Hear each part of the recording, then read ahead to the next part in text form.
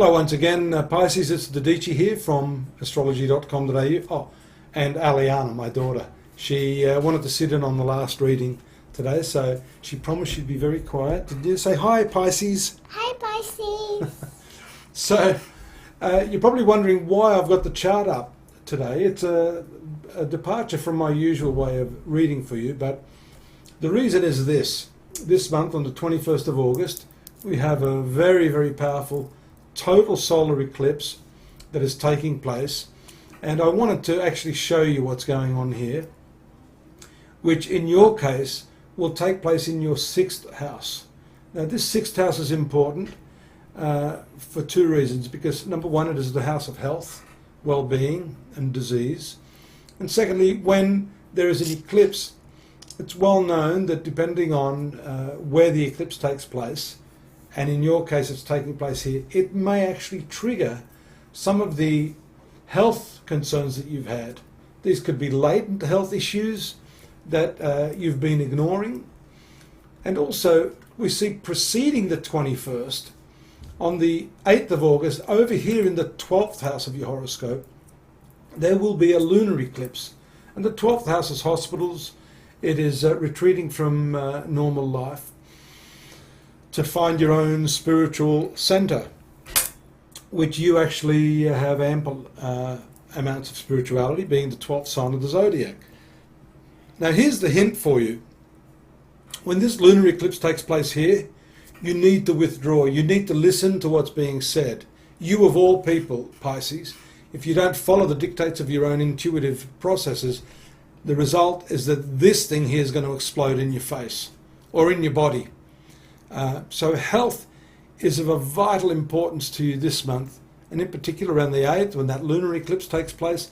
Listen to your body signals and take heed of that. The other aspect that this has to do with is your work. The 6th house, 1, 2, 3, 4, 5, 6, is your work. It's the way you work. It's the activity of work. It's the process, the procedure. It's the people in your work. All of these things come into very, very crystal clear focus, not immediately under the eclipse, but immediately following the eclipse. And in this case, it could be several months or even years of which these repercussions will be felt. It's important to observe that this Mars component, you know, the eclipses usually involve the North Node or the South Node. You see, that's the lunar eclipse will take place near this South Node, North Node, Moon and Sun. But in your case, you have Mars, which is not a bad planet for you, but it still brings with it its inherent angry disposition. Anger. You know anger? Yes, and I know this is my planet. This one here is yours there. And what else? That's Jupiter. Let me finish with this, otherwise the people will think, hang on, this is our reading, not Aliana's. So this Mars, you know what Mars is? Anger. Oh, really? So when you've got Mars, the angry planet, in this 6th house, near the eclipse, there could be a lot of suppressed anger associated with the people you work with, right? So you need to deal with that again under that preceding lunar eclipse in the 2nd and 3rd weeks.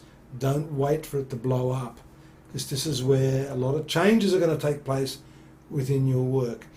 And these changes, I think, have a lot to do also because you see the moon is ruling sign of Cancer, the 5th house here, and that's your creative self. And I said this to one of the other star signs as well. When the 5th ruler or the creative ruler is associated with this eclipse, then it may release all of that pent-up energy, those forces that you've been suppressing, especially if you've been doing work you don't enjoy. You've got to do work you enjoy, don't you? You've got to love what you do, don't you? And also, I know this is the sun and the moon. Correct. Well, that's what we're talking about, sweetheart. That's the eclipse that we've got going on here. And when the eclipse takes place next to the node, remember the dragon we talked about? That's called an eclipse. That's when the moon comes between the earth and the sun and causes a shadow. And you know what? They've even found that under the eclipses, all sorts of viruses come to life. Did you know that? Really?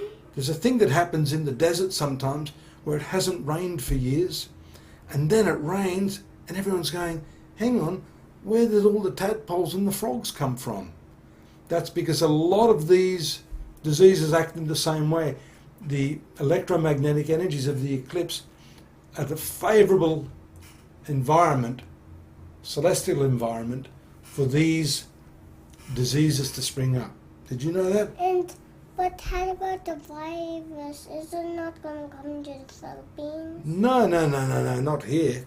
We're talking about the places where the eclipse is visible. It's not going to be visible here, sweetheart, so you don't have to worry. But what we're talking about here is for Pisces, they have to be careful of their health because this can release a lot of energies and a lot of hormones and a lot of different chemicals within you. So Pisces, you do have to be very, very careful of that. If you've had problems with your work colleagues, now is the time to really, really make peace with them, bury the hatchet. It's important for you to do that. We see here the communication has been opened up, but there's still some confusion over that. Why? Because Mercury here is retrograde. You see that little R there? Yeah. That means it's going backwards. It's like when you're on your scooter and I take you backwards. The Mercury is going backwards? Yeah, that's called retrogression. Oh no. That's right. A lot of people get scared with retrogression, and for Pisces, retrogression of Mercury is not good. It can show misunderstandings. Do you see over here this red line? Look at this planet here, Neptune. Neptune's confusing. So what's happening here, these parts show your wife and your husband, all those sorts of things. I'm sorry I'm talking like this. She wants to learn all about astrology too. So that's Saturn. I like this one. Do you like Saturn? Yes. Saturn's not great for Pisces because it's been in the workplace here, you see, and it's also retrograde. It's going backwards. Pluto's going backwards. Neptune's going backwards. Everything's going backwards. What's going on? What's going on to the Earth? What? That's all backwards. It means everything is thinking about the past, going back over everything, and this eclipse is going to make everything go forward again. What is that headphone planet? That headphone planet there is called the North Node, Rahu, and that is the destiny. That shows what's going to happen in your life. What is the peppermint color one? That peppermint coloured one is Venus, the planet of love, and it's in the house of love. The fifth house is the love affairs house. What is the blue one? That's the aerial one called Uranus, and that's really, really wacky. That one's like your cat Giant. It's always here, there, and everywhere. So that shows there's some very unexpected things going to happen to the people born under Pisces in their work and with their friends and with their relationships. Where is the Pisces? The what? Pisces, that one there is Pisces. See, they call it the fish. And folks, I hope that's helped, because I don't want to give you a kindergarten lecture on astrology, but it's been great having your company. Hope that helps. We'll continue on this because I think these effects are going to last a little longer. In the meantime, you can join us at astrology.com.au for your more detailed analysis of the month. And don't forget to come back next month. Look forward to your company again. Bye-bye now.